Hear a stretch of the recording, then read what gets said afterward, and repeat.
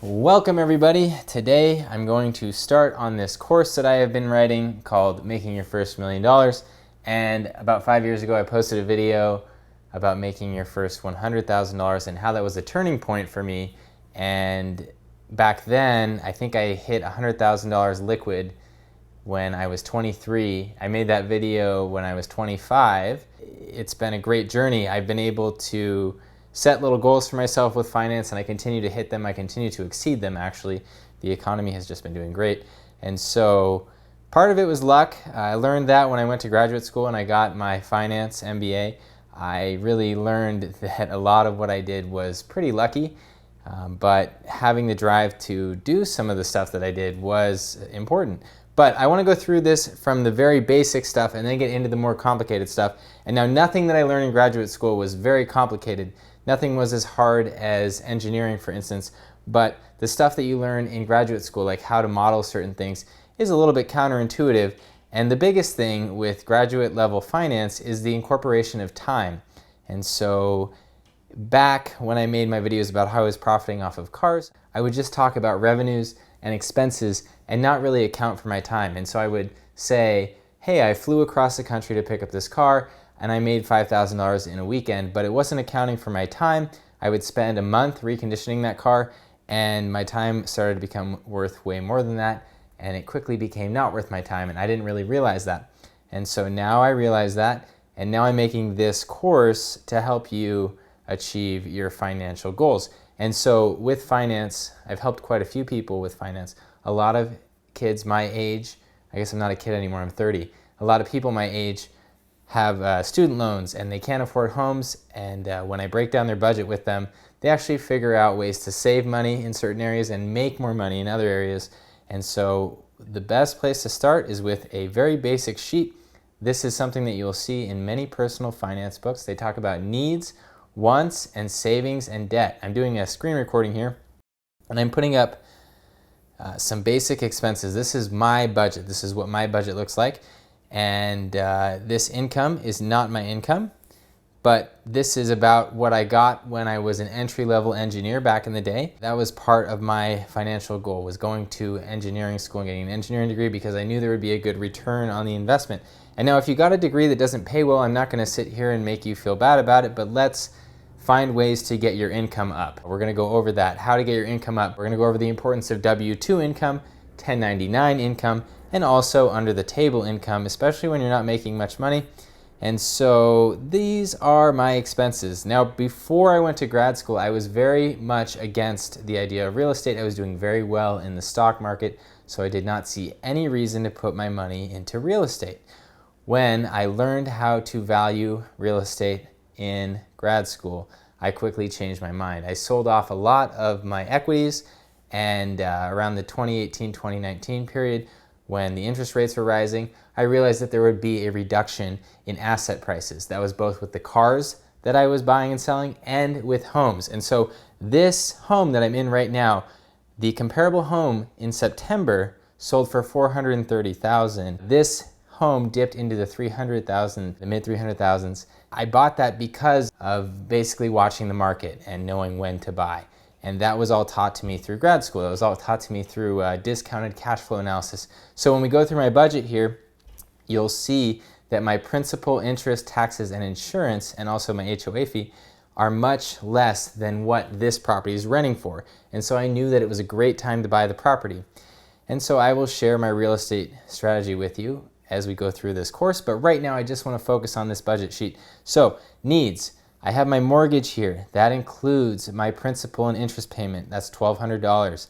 Gas and electric, it's $100 a month. Now that includes my transportation to work because I drive an electric car. Transportation is another area that a lot of people can cut. They can cut money in it and save more money for their future. And so we'll go over that as we move forward. Internet is important to my job. I need it. HOA, that's the Home Ownership Association fee. Many people are against home ownership association fees, but if you audit your HOA, it's a good and well-run HOA, it can be okay. It's still not ideal. Food and groceries, I spend about $300 a month on food and groceries. This is high, really. My girlfriend is a chef, and so I buy lots of good food. We cook a lot, so that's very nice. Property tax, about $350 a month. Property insurance, about $44 a month. And then the car insurance. Now with car insurance, I do liability and comprehensive only, and then I also have an umbrella policy to cover my assets. I drive very inexpensive cars. I've gone over that on my YouTube channel, and a lot of people have given me thumbs down for that because they like to take out loans. I don't like to take out loans on cars unless the car is producing income. The total here is $2,426 for needs. The residual after needs is $2,573.79. That's what I have left. So my wants, I have a Disneyland pass. This month I also paid my cell phone bill and shoes. I also have Netflix. I forgot to add that in there. Netflix is $13.99 or $12.99, I think. Okay, so I added Netflix in there. I bought 2 pairs of shoes from Costco. They were $20 a pair, so that was a rough estimate off of my receipt. I bought it with my groceries. I don't know what the total was, but $44 is a rough estimate. Now over in savings and debt column over here, you'll notice I have the Roth IRA contribution. You'll also notice I have student loan payment and auto loan payment. Most people I've helped with their finances, they have student loans and they have an auto loan, and there's nothing wrong with that. I don't care where you guys are at with that stuff, but you can look at it and manage it and realize how much money you're putting toward it. Now with this, when I went to school, I focused on going to inexpensive schools because I didn't want to take on a lot of debt. And so right now I have no debt in that area. I only have this mortgage payment. That's my only debt. And so residual after savings, if I'm only bringing in $5,000 a month with this budget, I still have $2,357 to work with. And now that's where this gets fun. That's where we can really start making money, is putting our excess money to work. Now, I want you to play with this spreadsheet and take a look at what you can cut. The biggest areas that you can cut are housing, transportation, and food. And housing wise, when I was younger, I would always live with roommates, and that saved a ton of money.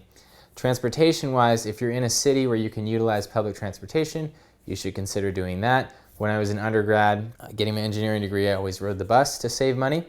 Now I drive an electric car to work to save money, and I only take my truck out on the weekend. Food wise, there are people that spend, I've seen thousands of dollars on people's budgets that I've helped. Millennials spend a ridiculous amount of money on food. That is why finance guys always make the jokes about avocado toast and Starbucks. Millennials spend a ridiculous amount of money on food, eating out, and that is one of the easiest things to cut out. I could also cut out my Disney pass here. I like going to Disneyland.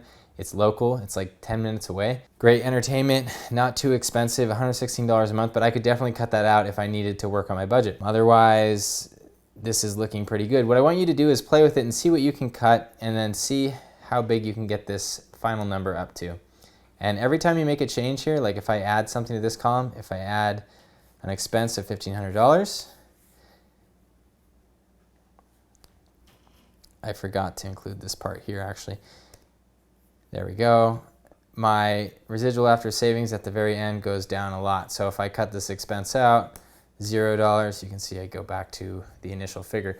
So planning a budget out like this is fantastic to visualize your basic cash flow. This is the starting point to getting to your first $1 million net worth, planning out a basic sheet like this. Now I'm going to share this with you and put it in the description.